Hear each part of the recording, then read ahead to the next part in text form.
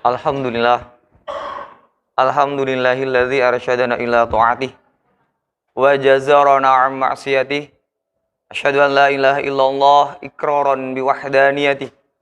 Wa asyhadu anna Muhammadar Rasulullah i'tirafan bi nubuwwatih.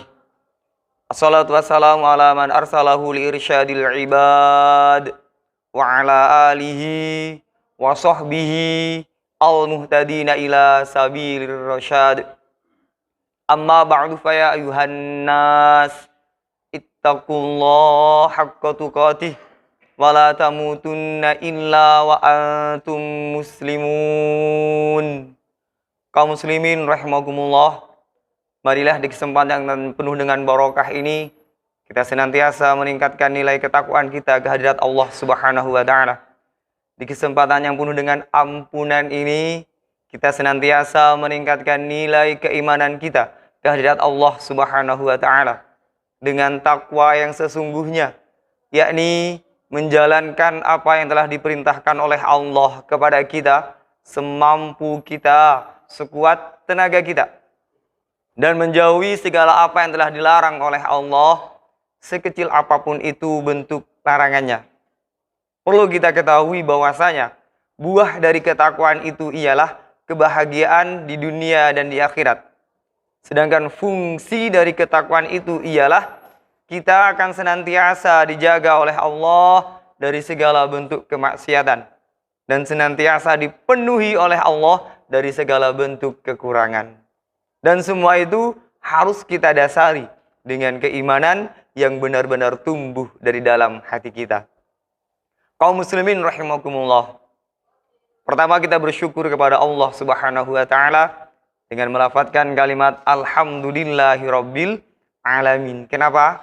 Karena kita sampai detik ini masih diberi kesempatan oleh Allah, diberi kesempatan emas. Apa itu? Yakni ada sisa umur, ada kesehatan yang kita sandang sampai detik ini, dan kita tanpa kita sadari ditakdirkan oleh Allah berada di salah satu bulan yang dimuliakan oleh Allah Subhanahu wa taala, yakni bulan Rajab. Bulan Rajab salah satu bulan yang dimuliakan oleh Allah. Kenapa? Karena di bulan ini ada kejadian yang sangat dahsyat, yakni kejadian Isra dan Mi'rajnya Nabi Muhammad sallallahu alaihi wasallam. Kalau kita bicara tentang cerita Isra dan Mi'raj, mungkin semuanya sudah paham, mungkin semuanya sudah mengerti. Tapi di balik kisah Isra dan Mi'raj itu ada hikmah yang harus kita petik. Ketika Nabi Muhammad Mi'raj yang diantar oleh malaikat Jibril ke Sidratul Muntaha, setelah itu Nabi Muhammad naik lagi ke alam Rafraf. Nah, disitulah Nabi Muhammad bertemu dengan zatnya Allah Subhanahu wa taala. Apa yang terlontar dari lisan yang mulia ketika bertemu dengan zatnya Allah? Apakah assalamualaikum ya Allah? Tidak. Yang terlontar dari lisan yang mulia ialah kalimat at-tahiyyatul mubarakatus salawatut thayyibatunillah. Maha suci Allah, segala keberkahan dan semuanya itu ditujukan kepada Allah Subhanahu wa taala. Dijawab oleh Allah, assalamu alayka ayyuhan nabiyyu wa rahmatullahi wa barakatuh. Keselamatan atasmu, wahai nabinya Allah, dan keberkahan juga atasmu.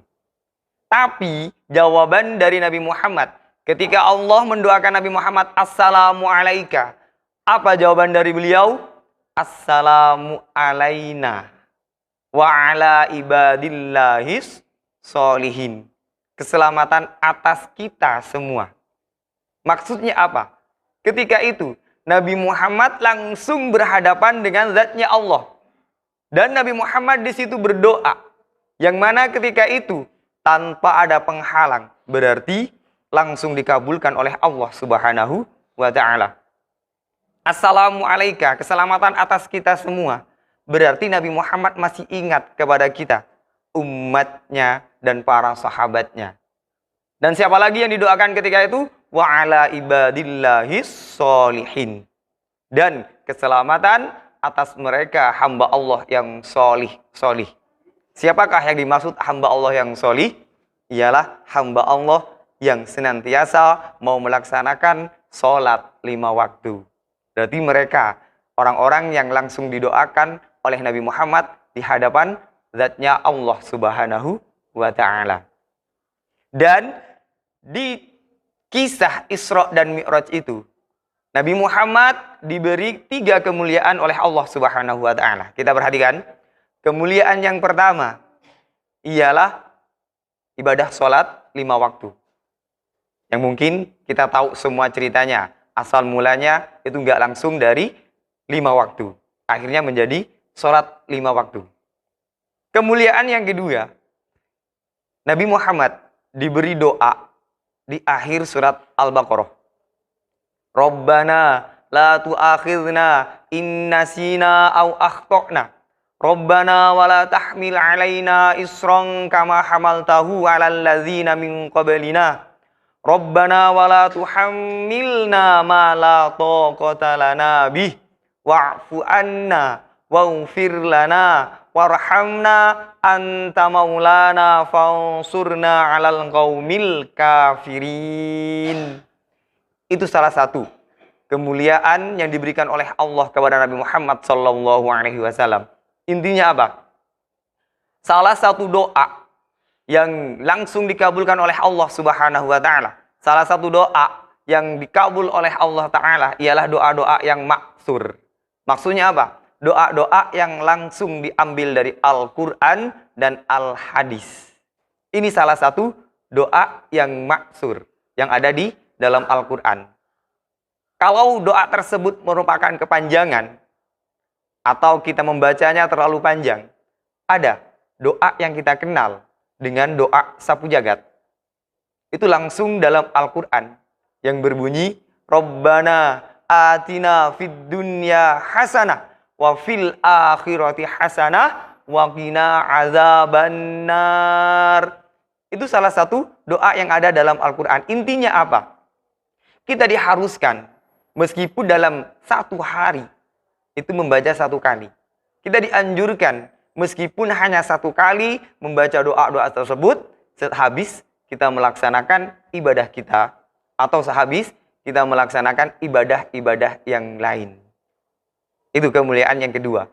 Kemuliaan yang ketiga yang diberikan oleh Allah kepada Nabi Muhammad ketika Isra dan Mi'raj ialah Allah memerintahkan kepada malaikat Jibril, wahai Jibril, sampaikan berita gembira kepada Nabi Muhammad SAW.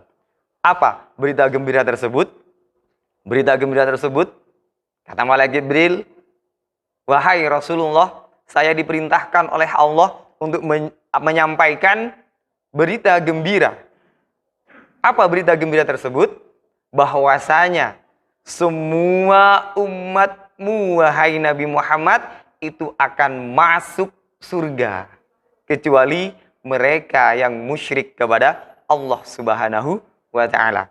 Itu merupakan hadiah atau berita yang sangat menggembirakan kepada Nabi Muhammad SAW. Kenapa? Semua umat Nabi Muhammad itu masuk surga. Alangkah bahagianya Nabi ketika itu. Akhirnya Nabi Muhammad sedikit tidak percaya. Apakah benar semua umatku akan masuk surga kecuali mereka yang tidak beriman?